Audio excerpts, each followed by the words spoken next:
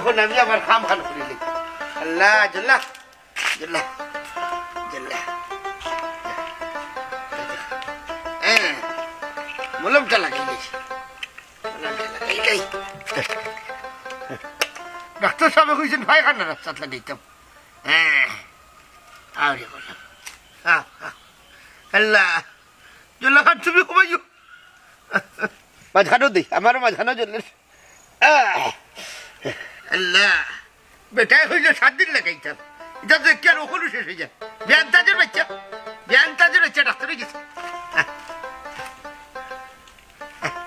আল্লাহ জলের জলের জলের জলের ওটা চাই নাকি তাহলে কে দেখে ওটা চা হাই রে হাই এ ও জল্লা রে ও জল্লা খাম্বাই তুমি